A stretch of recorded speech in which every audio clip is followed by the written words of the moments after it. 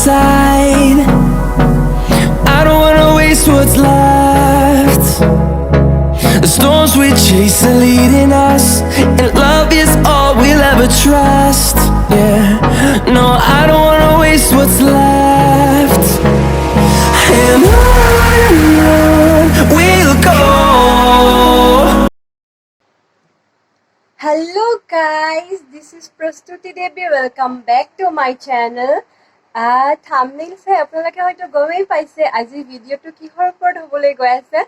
আজি মই আপোনালোকক দেখুৱাবলৈ গৈ আছোঁ এছিয়াৰ ভিতৰত আটাইতকৈ ডাঙৰ শিলালিপিখন, যিখন আমাৰ ঘৰৰ পৰা প্ৰায় 2 কিলোমিটাৰ আঁতৰত আছে। চ' আজি ভিডিঅ'টো ইণ্টাৰেষ্টিং হ'বলৈ গৈ আছে। আপোনালোকে মোৰ ভিডিঅ'টো শেষলৈ চাব। যদি মোৰ ভিডিঅ'টো চাই আপোনালোকে ভাল পায় তেতিয়াহ'লে লাইক কৰি দিব আৰু মোৰ চেনেলটো ছাবস্ক্ৰাইব কৰিবলৈ নাপাহৰিব। ফ্ৰেণ্ডছ, এতিয়া বাজিছে ৰাতিপুৱাৰ 6টা। এতিয়া মই উঠি আহিছোঁ আৰু উঠি আহি দাঁত ব্ৰাছ কৰিমগৈ। এতিয়া দাঁত ব্ৰাছ কৰি পিনে গা ধুম। গা ধুই আহি ভাত পানী খাই আমি তালৈ ৰেডি হ'ম। গতিকে ব'লক, ইয়াৰ পাছত মই আপোনালোকক লগ পাম। মই গা ধুই আহিলোঁ এতিয়া। ভাবিছিলোঁ ভাত পানী খাই 11টামান বজাত তালৈ গুচি যাম বুলি, কিন্তু যোৱা নহ'ব কাৰণ ভাইটিৰ অলপ কাম আছে, সি বাইকখন লৈ ক'ৰবাত যাব। চ' ভাটিবেলা মানেহে যাব লাগিব। গতিকে ব'লক, আমি ভাটিবেলাই আপোনালোকক যোৱাৰ সময়ত লগ পাম। হেই, মই এতিয়া তালৈ যাবলৈ ৰেডি হৈছোঁ। ভাইটিও ৰেডি হৈছে, ভাইটি আৰু মই যাম। আগবেলা যোৱা কথা আছিলে কিন্তু যোৱা নহ'ল, কাৰণটো আপোনালোকক কৈছোঁৱে। ভাইটি গ'ল বাইকখন লৈ ওলাই ক'ৰবালৈ গ'ল, চ' যাব নোৱাৰিলোঁ। সেইকাৰণে ভাটিবেলা যাবলৈ ওলাইছোঁ। এতিয়া বাজিছে 3টা বজাত আমি ঘৰৰ পৰা ওলাম।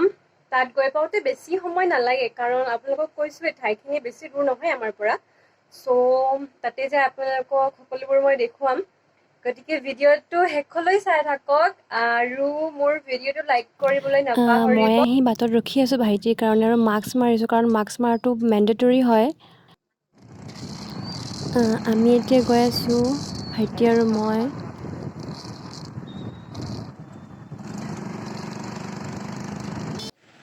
চ' ফাইনেলি আমি পালোঁ আহি সেই ঠাইখিনি য'ত সেই এছিয়াৰ বৃহত্তম শিলালিপিখন আছে। এই শিলালিপিখন দীঘল প্ৰায় 335 চেণ্টিমিটাৰ আৰু বহল 112 চেণ্টিমিটাৰ। গতিকে ব'লক, এতিয়া আপোনালোকক মই শিলালিপিখন দেখাওঁগৈ।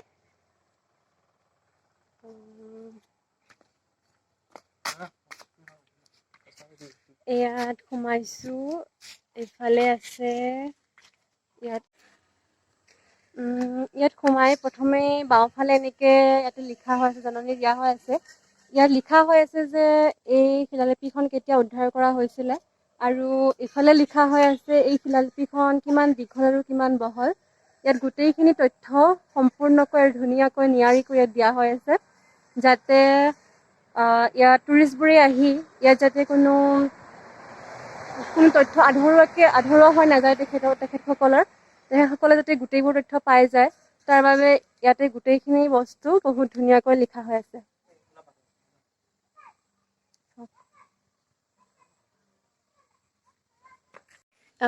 গৈ আছোঁ এতিয়া শিলালিপিখনলৈ, ভিতৰত সোমাওঁগৈ এতিয়া। এইখনেই হৈছে শিলালিপিখন, এইখন দৰ্জা খুলি এনেকৈ ভিতৰত সোমাব লাগিব। এইখনেই হৈছে শিলালিপিখন। এইখন দেখিছে নহয়, এই ভাঁজবোৰ যে কাটা কাটা, এইবোৰেই হৈছে শিলত কটা আখৰবোৰ।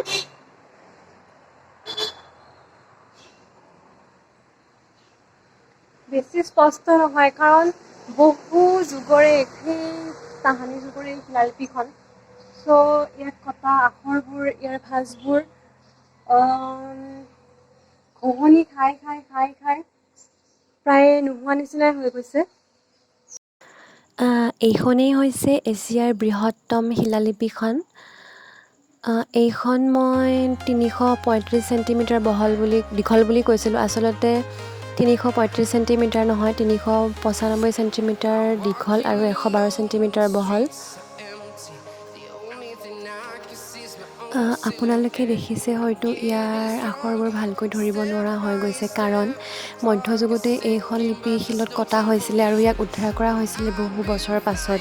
সেয়েহে বিভিন্ন ধৰণৰ প্ৰাকৃতিক কাৰণত, প্ৰাকৃতিক দুৰ্যোগতেই হওক, এই শিলটো ঘঁহনি খাই খাই ইয়াৰ আখৰবোৰ ধৰিব নোৱাৰাৰ দৰে হৈ গৈছে, অস্পষ্ট হৈ গৈছে।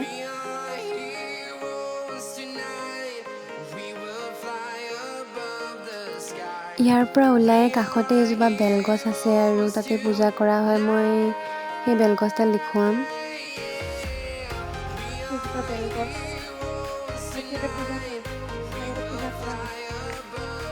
খুলি যাওঁ, সেৱা এটা কৰি লওঁ।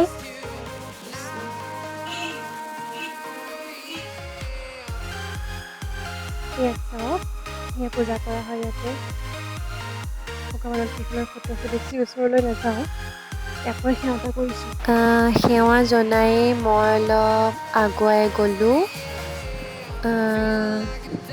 এইখিনি ঠাইত বহুতো শিল আছে, ডাঙৰ ডাঙৰ। যিহেতু ক'ভিডৰ সময়, গতিকে ইয়াত বেছি লোক এতিয়া অহা দেখিবলৈ পোৱা নাযায়। আমিও আহি বেছি লোক দেখা নাই, লগ পোৱা নাই। ইয়াৰে গাঁৱৰে কেইজনমান লোকক দেখিছোঁ, লগ পাইছোঁ আৰু ইয়াৰে এজন লোকক লগ পাইছোঁ যিজন লোকে এই শিলালিপিখনৰ চোৱা চিতা কৰে। চোৱা চিতা মানে সন্ধিয়া সময়ত বা ৰাতিপুৱা সময়তে তেখেতে শিলালিপিখনত থকা ঠাইখিনি আৰু তাৰ ওচৰ পাজৰ ঠাইখিনি লেতেৰা হৈ থাকিলে পৰিষ্কাৰ কৰি থৈ দিয়ে।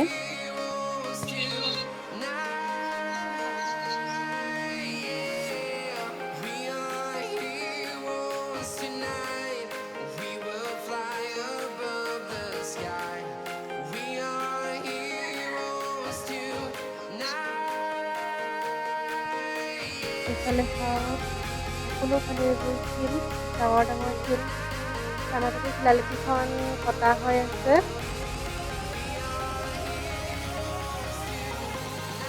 আৰু আগুৱাই যাওঁ অলপ। এইফালে চাওক, ইমান ধুনীয়া পৰিৱেশ। ইয়াতো বহা ঠাই আছে, বহুতো শিল আছে ডাঙৰ ডাঙৰ। আৰু সেইফালে পাহাৰখন, এখন মায়ং পাহাৰ হয়, এইখনৰ পাছফালে পাহাৰখন।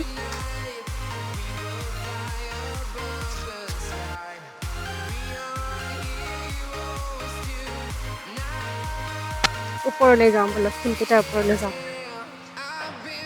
ওপৰলৈ আহিলোঁ মই।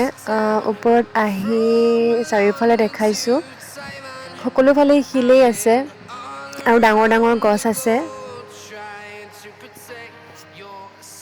আৰু ওপৰত মানে পাছফালে, সেইফালে শিলালিপিৰ পাছফালে সেইখন পাহাৰ হয়, ওচৰতে পাহাৰখনো আছে।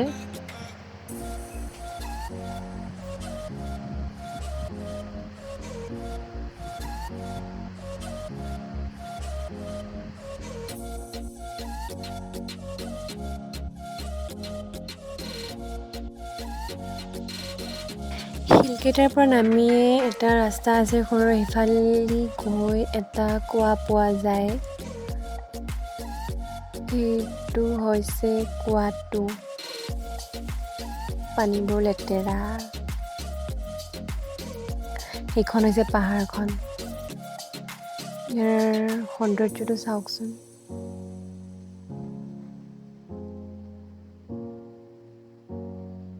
সঁচাই বহুত ধুনীয়া হয় ঠাইখিনি।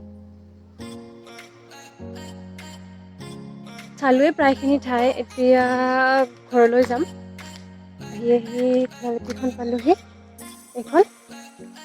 এতিয়া ইয়াৰ পৰা উভতিম আমি। আকৌ এবাৰ দেখাইছোঁ চাওক, এইখনেই হৈছে। তলৰ ঠাইখিনিতে শিলত কটা হৈ আছে। যাবলৈ ওলাইছোৱে, অলপ ইয়াতে বহি লৈছোঁ, জিৰাই লৈছোঁ। পিছফালে দেখিছে খেতি, ধান খেতি। আমি ওলালোঁ এতিয়া ইয়াৰ পৰা। ঘৰলৈ যাম এতিয়া। এই ভাইটিয়ে বাইক ষ্টাৰ্ট দি আছে। এইখিনি হৈছে শিলালিপিৰ পৰা ওলাই সন্মুখৰ ভিউ।